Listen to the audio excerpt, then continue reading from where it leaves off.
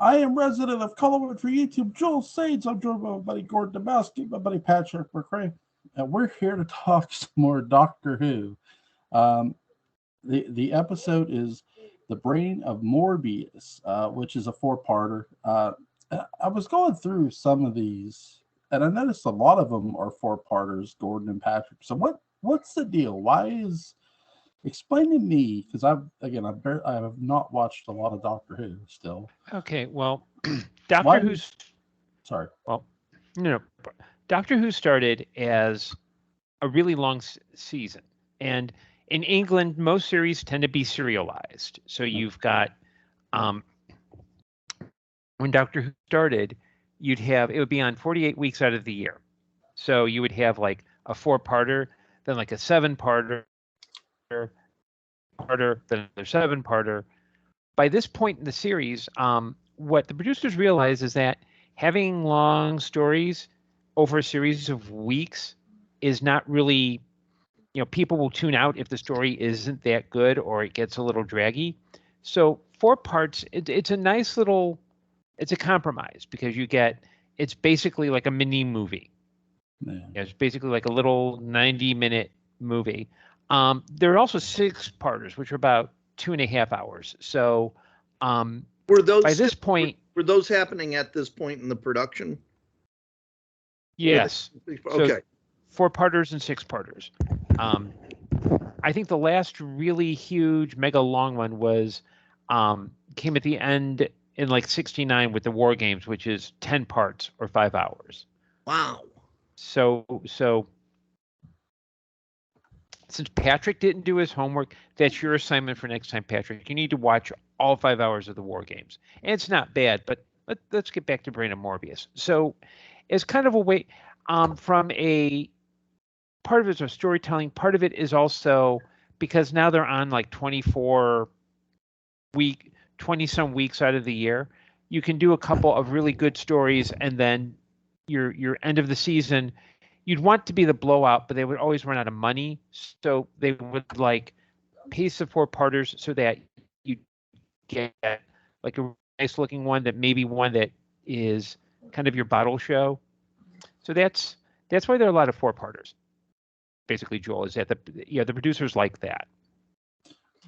So like in a lot of weird ways, like the 4 chapters are sort of like mini series in a sense within a series.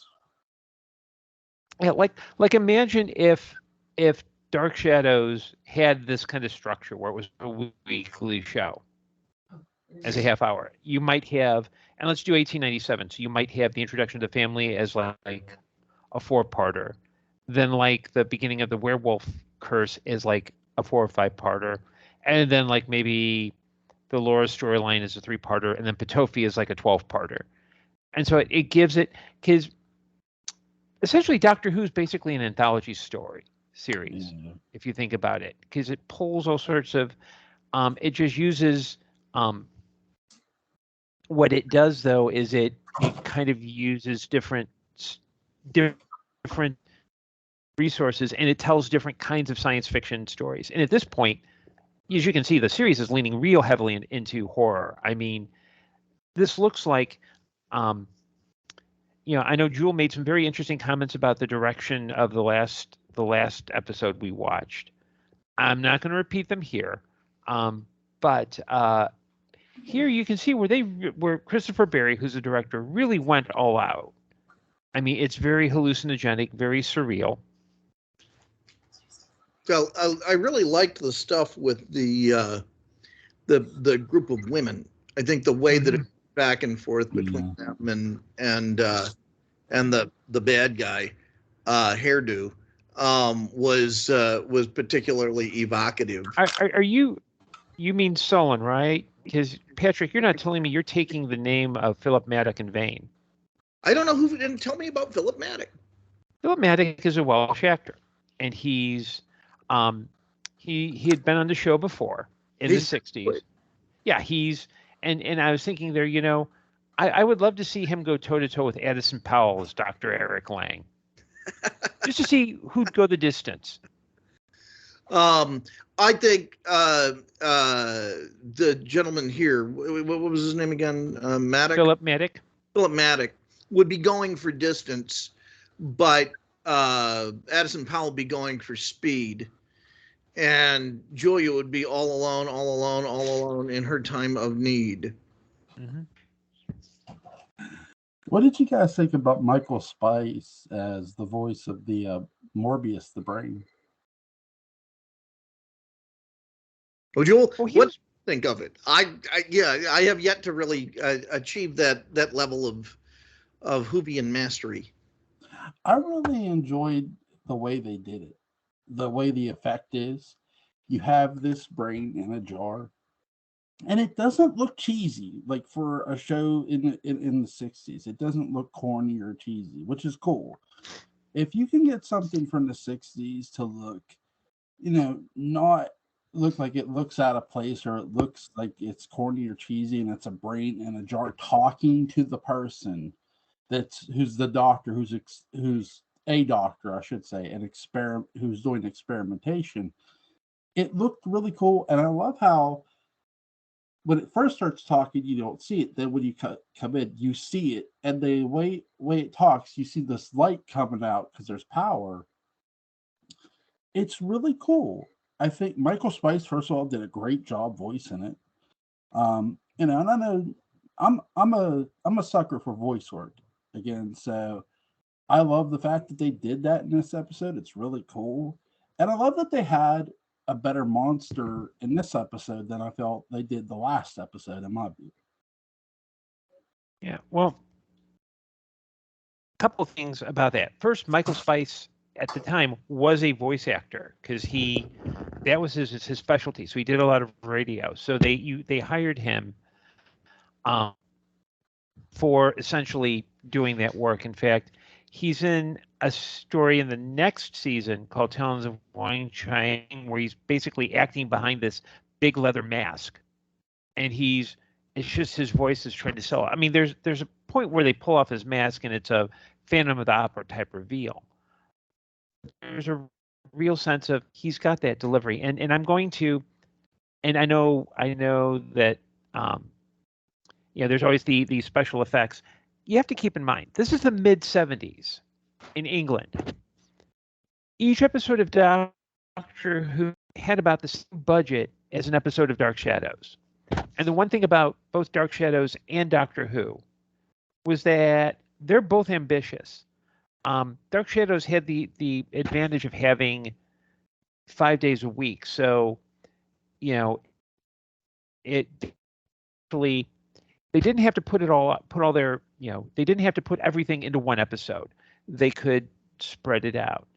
And I know people always look with the Ark in Space as bubble wrap. Well, bubble wrap was new at the time, and quite honestly, they did a pretty good job. It wasn't like if it had been made in the year 2000 and they used bubble wrap, yeah, you'd be like, yeah. I mean, look how well early 2000s CGI has aged. But yeah, and I think and so yeah, I think there's and I think that voice actually sells it because especially the atmosphere, because I know when I assigned this, I had said to think about it in terms of the Frankenstein story with Dark Shadows. And it's and I think what you're looking at is how different approaches to the same source material.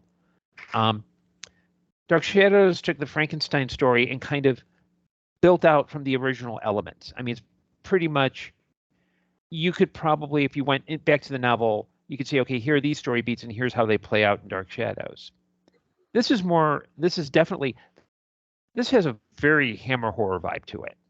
Yeah. And that is very deliberate. Yeah, there's definitely a touch of Hammer here with this sort of, like you said, Frankenstein sort of episode in a way. There's also other stuff going on. You have the clan that worships fire to a degree, or but everybody in this episode, they know about the Time Lords, or the Doctors, if you will.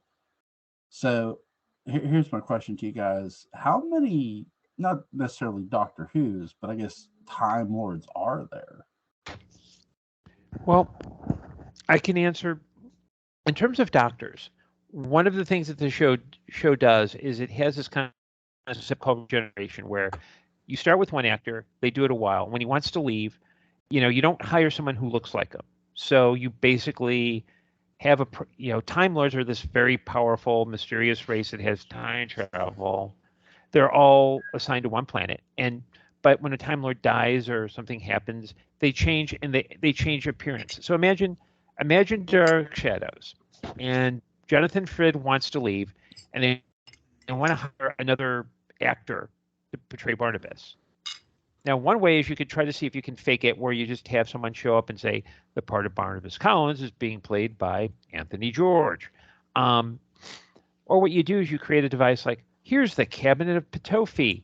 We'll just throw him in, and then all of a sudden he comes out as a second actor. Well, Doctor Who solved that by, okay, we can put the Doctor in peril, and we have him change into a whole new being. In terms of the number of doctors on television, we've had about 15 or 16, because in the classic series, you've got William Hartnell, Patrick Troughton, John Pertwee, Tom Baker, Peter Davison, Colin Baker, and Sylvester McCoy. Paul McGann played the Doctor in a 1996 TV movie, which is not available for streaming anywhere. The new series, you had Christopher Eccleston, David Tennant, Matt Smith. You had John Hurt guest star as a hidden incarnation of the Doctor.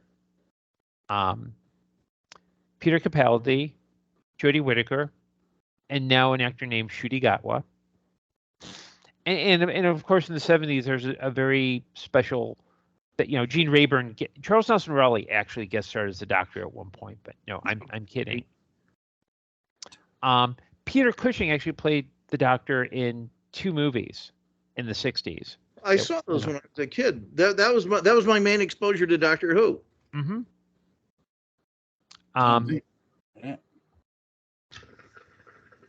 And then there's all sorts of spin-off media. You got Big Finish, you've got fan videos, you've got novels. So if I'm one of those. It's like if it's not on screen, it's like secondary. It's like I consider Doctor Who spin-off media like Big Finish equivalent to the Marilyn Ross novels on Dark Shadows. Are they enjoyable? Yes.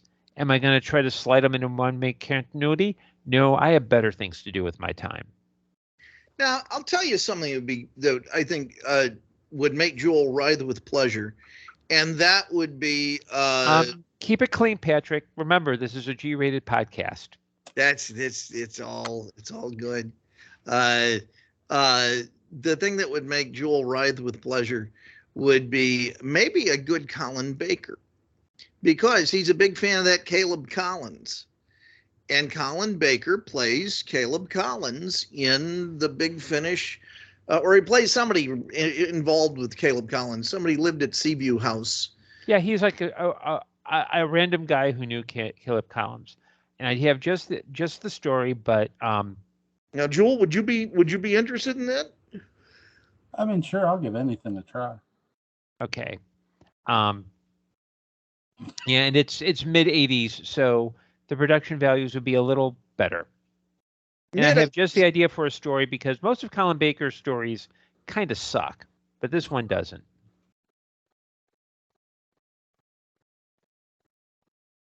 I can explain that, but I'll explain later. But yeah, it's so, the Time Lords are meant to be this kind of mysterious race.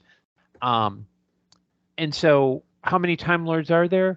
There's one planet full of them, and they all hang out in a city, and they wear robes and hats with big collars. And I love those hats. Mm-hmm.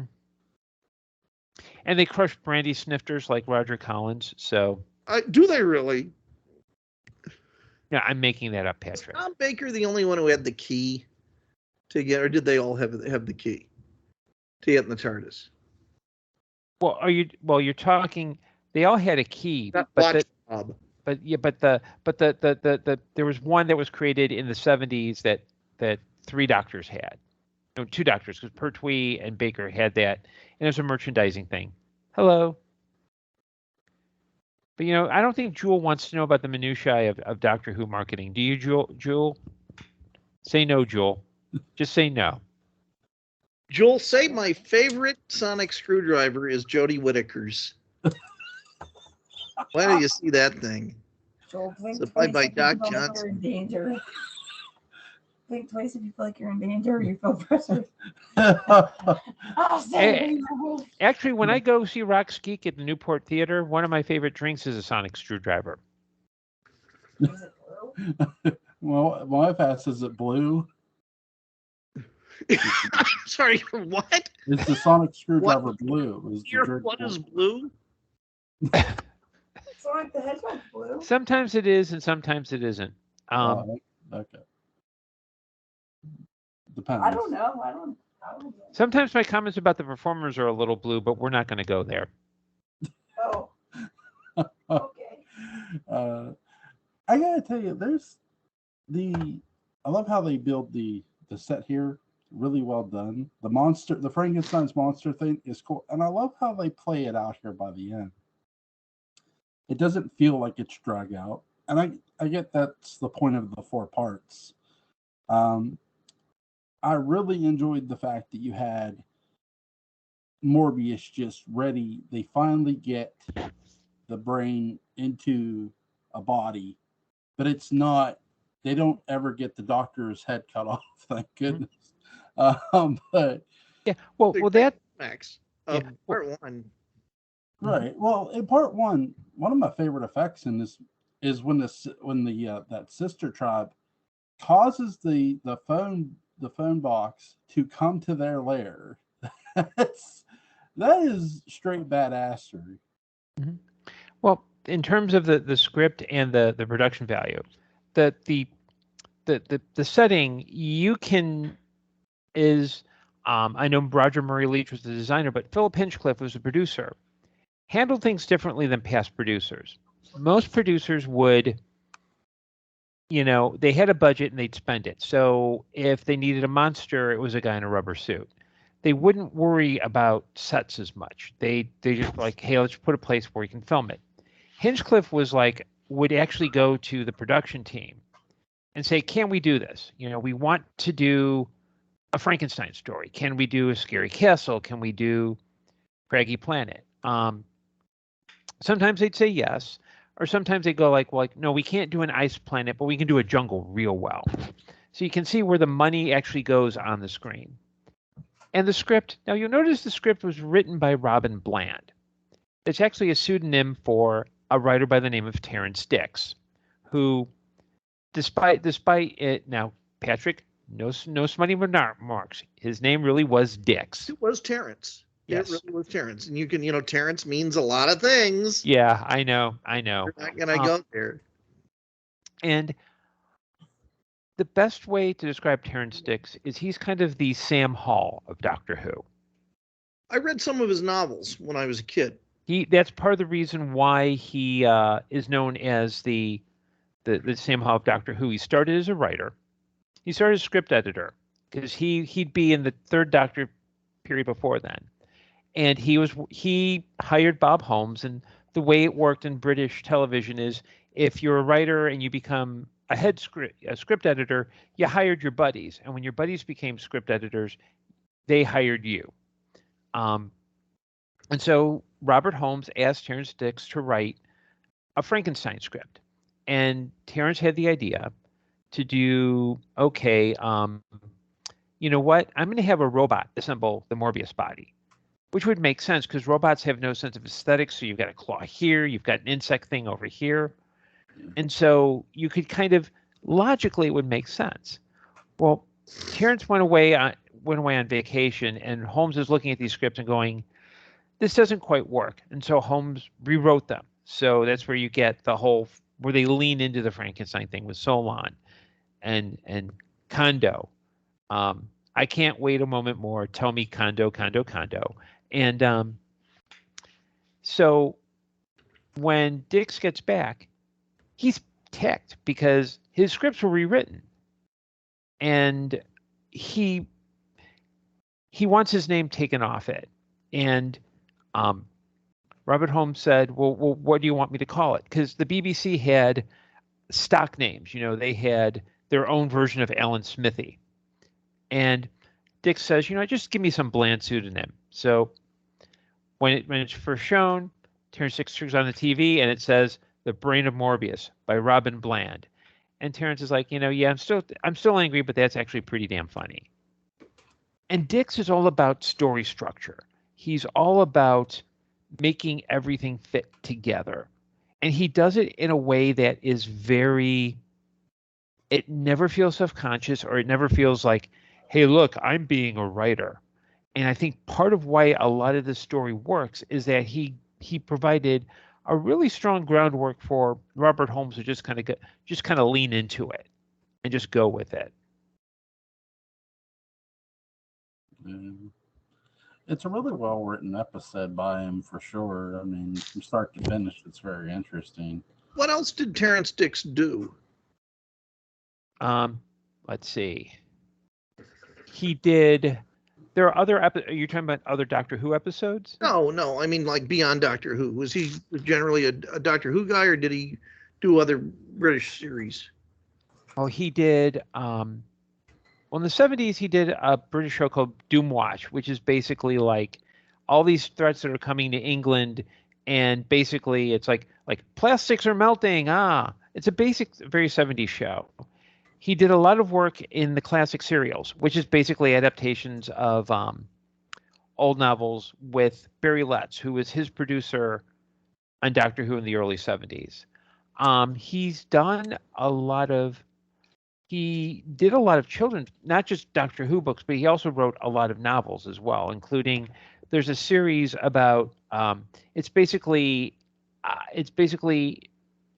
Teddy Roosevelt. It's like a teddy bear that's named after Theodore Roosevelt. So he did a lot after Who. Did any of the Hammer people participate in Doctor Who, like Don Sharp or any of those guys? Direct anything?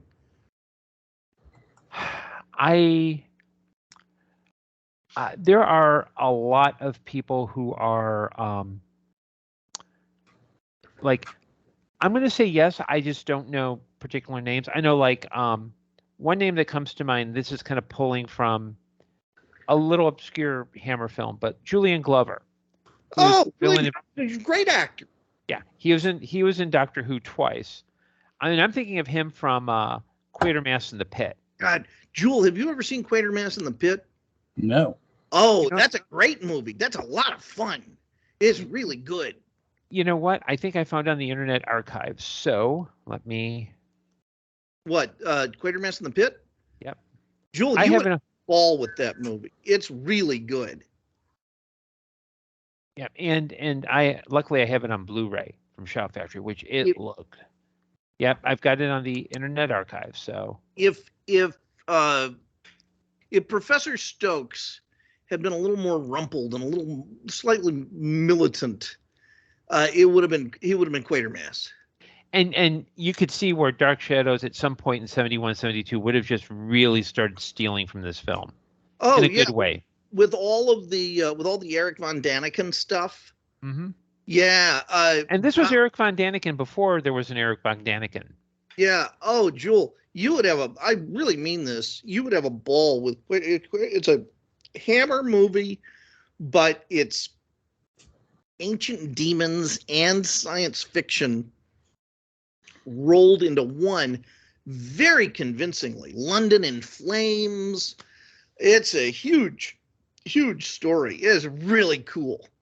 I know an animated movie that took from this episode. That took something out of this episode. So what was it? It would be Ghost in the Shell Innocence. There's a man who has a crab hand because he's a cyborg. He has a crab hand and he's fighting Bato, who's voiced by Richard Epcar. And the way it's designed, the way they drew this or however they drew this or whatever for the effect for the anime, and you watch this episode, when I first saw the crab hand, yeah, the way the monster was standing and like this, I instantly flashed to Innocence. I'm thinking, I bet the people who wrote Innocence watched this episode. Yeah, what did the Japanese like Doctor Who? Does it have much of a life over there? Well, the thing of it is, Let me do a little Googling because I don't know off the top of my... the thing of it is, like, mostly if you get into, like, it depends what they get into, because they did take from Predator 2, the original Ghost in the Shell did. There's a scene in Predator 2, we all know, the death of King Willie, okay? Mm-hmm. Where the Predator comes down and he's walking through the water and you see the electricity. There's a scene in the original movie, Ghost in the Shell, where the woman's walking through the water. That's taken from Predator 2. Well, to answer your question about Doctor Who in Japan, I don't know specifically about, like, if there's an active fandom. I do know that episodes of the show were sold overseas because there were some 60s episodes that were missing that were found in the early 90s in Hong Kong.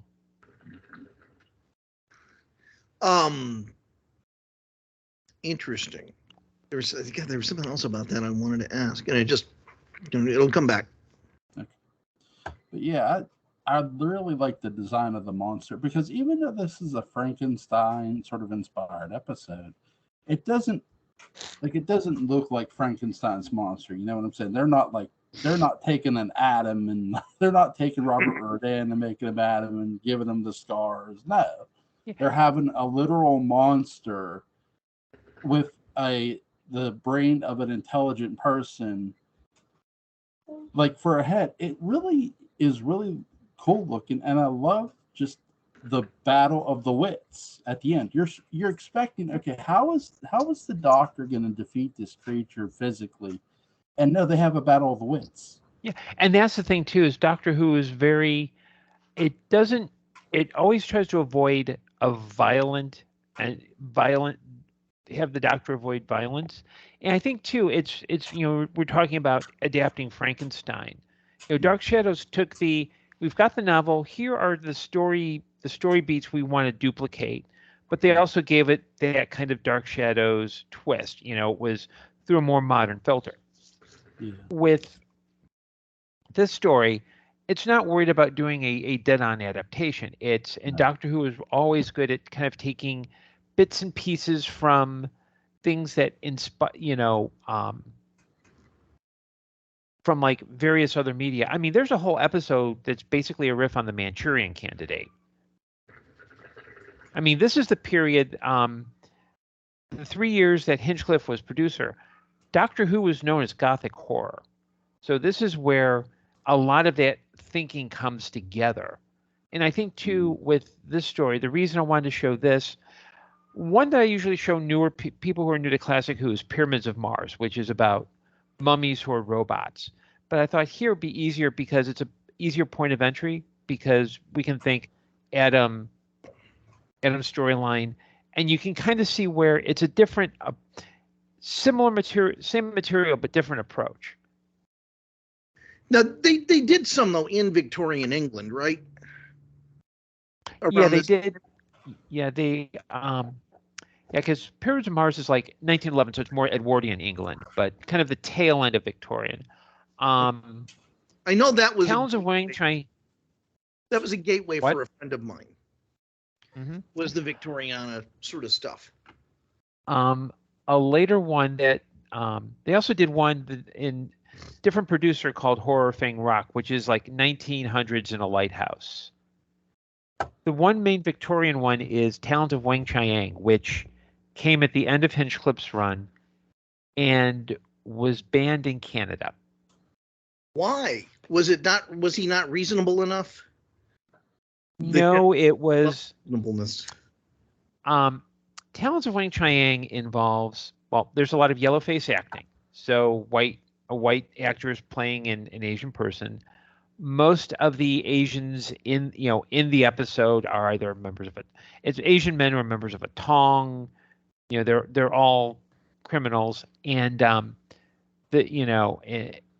and there are moments where it seems like the Doctor is talking about the Chinese as if they're a whole other race, not human. Ooh. I mean, it's one of those that I would have, like,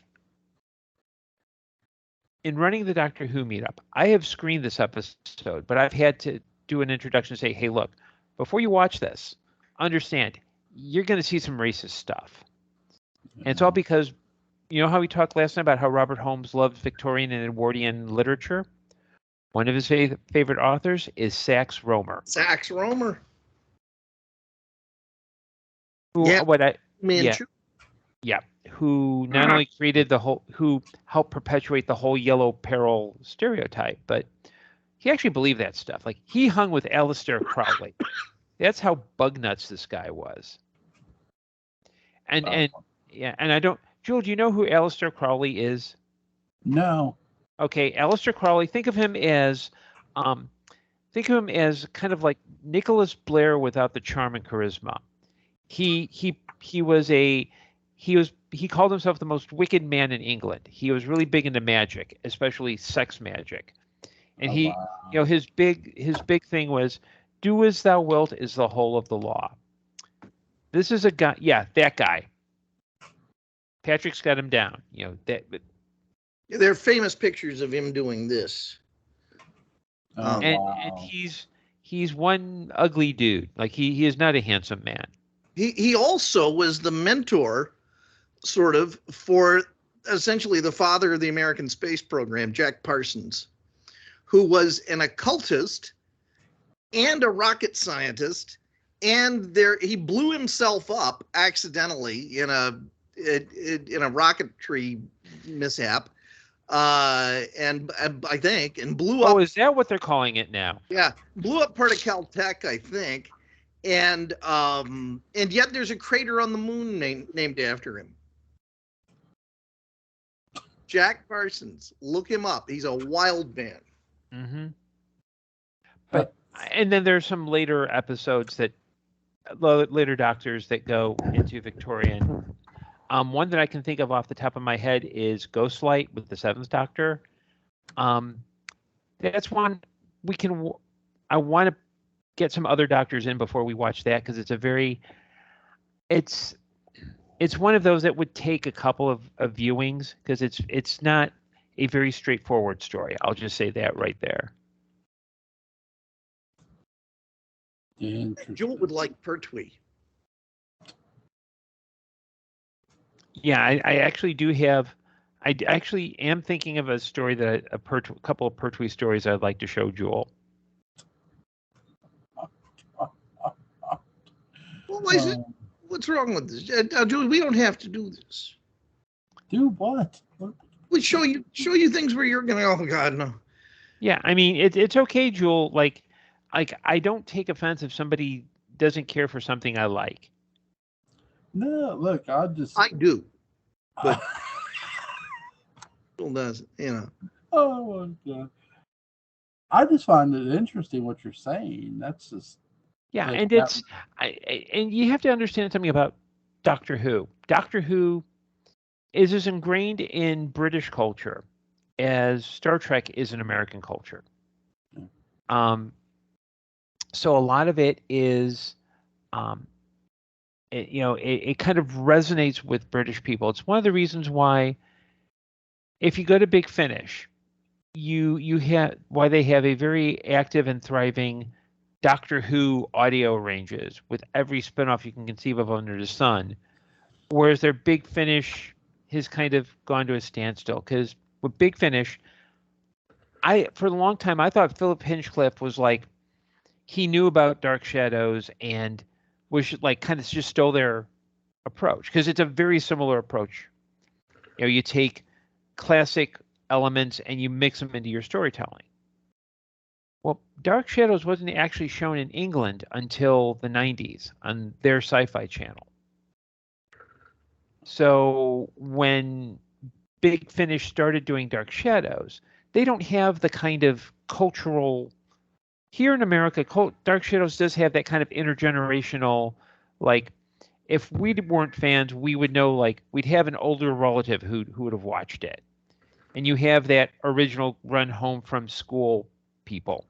So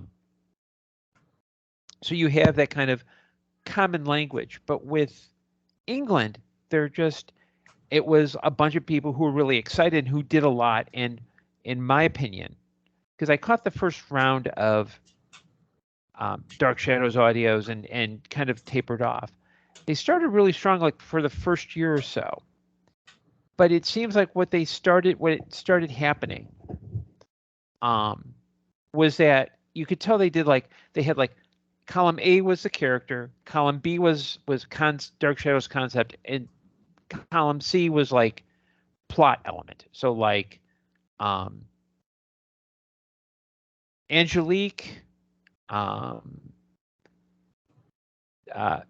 Judah Zachary's Mask, studying for your finals at the library. There's your story. Or use Colin Baker. Okay, reference to Caleb Collins, because we don't know that without knowing that's not an actual person. It's just just kind of a name that's turned out. Seaview Terrace, and guy decides to live there and see spooky stuff. And so I think, and I'm sure that somebody watching this is going to start commenting that, like, okay, how dare you mock the Dark Shadows audios? They're great. I'm not saying they're not bad. They're just not for me. I don't even hear Macarena. Hey, Macarena. Did you ever see that movie, The Pest, Jewel, with John Leguizamo? Yes. I knew it. Did a 3-part on The Pest. Macarena was used in that movie. It was used in I saw it while I was in the hospital when I was a teenager. Did it put you in the hospital? No. That's when I had been diagnosed with sugar, and I was running a lot of lows, and they admitted me into children's, and I didn't know I had sugar until they admitted me, and they admitted me there for like a week to sort of teach me about diabetes as well as treat me for it. And then they like, oh, hey, we're going to rent some movies. What would you like to watch? And I said, that was one of the movies I did want to see. I didn't know, I never saw it. You didn't go on fishing also, did you, with Danny Glover and Joe Pesci? And that was around that era. No. What about Trial and Error with Michael Richards? Another plea for racial tolerance from Michael Richards. Anyway. No. But are you a fan of his stand-up? I hope not. I love stand-up comedy. Then stay away from the best of Michael Richards. Yeah. Michael Richards really like his peak was in the 80s with Fridays, and then it's just been all downhill from there. I don't even know what he did after Fridays. Something obscure. Yeah, he was on. I think he's on a couple of bad sitcoms. He was sued by the guy who hosted Beekman's World for defamation of character, and Michael was like, "I'm here first," and the Beekman guy's like, "Nope, sorry, dude, you're over." Listen, I'll discuss just about anything with you guys except for that piece of shit Blade Runner sequel. Anything but that. But you didn't like the Blade Runner sequel. What sequel? Wow, those are strong. So what's wrong with the Blade Runner? I mean, I slept through most of it, so I don't. Seriously, I did. I that was in my. Here's the biggest problem. Number one, David Peoples didn't come back. Yeah. And really, when you look, and Hampton Fancher is a lousy right. And Philip K. Dick actually, before he died, for the original Blade, because he saw the effects for the original Blade Runner, it blew his mind. He hired David Peoples personally to fix the script that Hampton Fancher fucked up for the first one.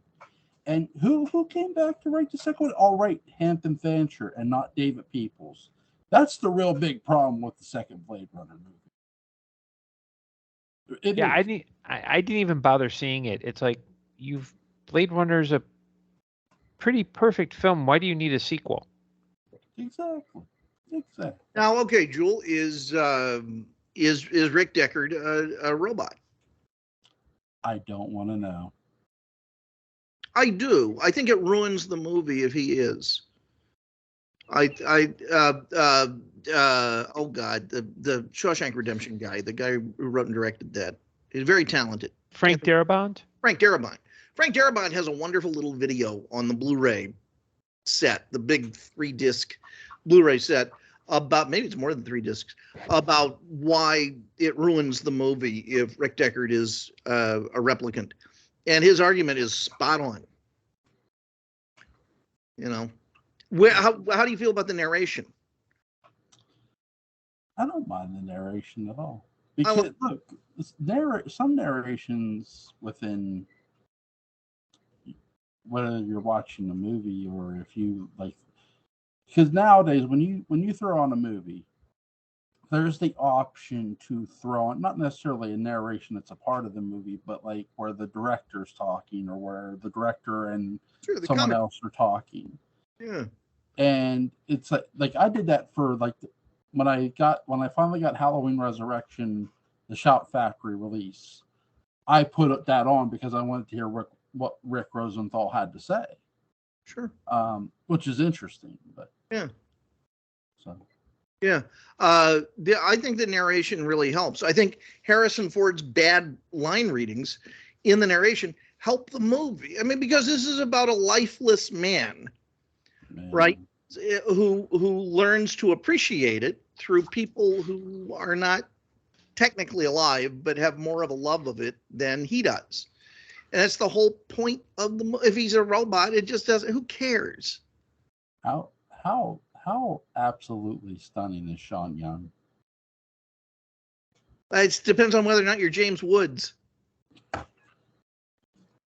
And also, if you're James Woods, how much coke you've done that day? I'll tell you, as far as Sean Young goes, she's no PJ Souls. That's true. That's true. Yeah, but who can be? A luminous being, one of the best to ever be in anything. I mean, man, her scenes in Stripes are wonderful. Is there anything you guys want to add about this episode of Doctor Who before we get on out of here? It's you know, for those who are watching, tubetv.com, go to the Fourth Doctor, search for it. It's worth checking out. And stick around for the cool battle of wits. Mm-hmm. And all the cool effects in the episode too. Really, really good. Yep. And I guarantee after you watch all 4 episodes, you will be tripping balls. Yes. Yes. Whether you're on drugs or not. Mm-hmm. Anyway.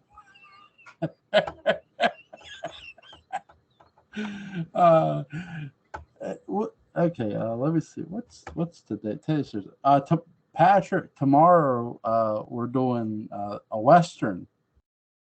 What is it? You, me, and Butch, we're doing Will Penny? Will Penny, yeah. I love that movie. Yeah. Have you ever seen Gordon? Have you ever seen Will Penny? I don't remember. I don't think I ever have. It's a fantastic film. It's a very quiet movie in some ways. It's a very un-Heston performance, and thus was one of Heston's favorite performances. You know, whenever people have this cliched view of Charlton Heston, what he was and what he liked in his acting and his performing, they always get it wrong. You know, Heston really enjoyed doing these very studied, subtle performances. He just didn't get hired to do those very often. Mm-hmm. But Will Penny's fabulous. And it's one of those movies that's very sad in a beautiful way. Mm-hmm. Yeah, I can't wait till we all touch upon our points tomorrow night, because I'm going to repeat a lot of mine, but yeah, we'll definitely have to check it out. Well, you know, I mean, Gordon, I will say if you end up seeing it or you want to see it, it's a good movie. I would love to hear your thoughts on it.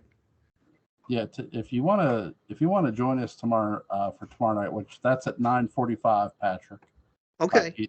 4 p.m. tomorrow. So, Gordon, if you want to join us, just message me, let me know, and I'll yeah. I don't know if I'll be able to see it before then. So if you can, it is a good use of 2 hours. It is. Yeah, I mean, I'll see it. I just don't know if I'll be able to see it in time to participate tomorrow. Otherwise, I'd just be like, yeah, it sounds like a great movie. Sure. It is a fun movie for sure. There's a very transgressive butter churning scene. It's Charlton Heston's most transgressive butter churning scene ever. Patrick, what is this fascination with you and dairy products? I mean, like last week you were talking about cheese and cutting. Now all of a sudden it's butter. Like, what's going on here, dude? It's just a setup for puns. And one day we'll get to the utter truth of it.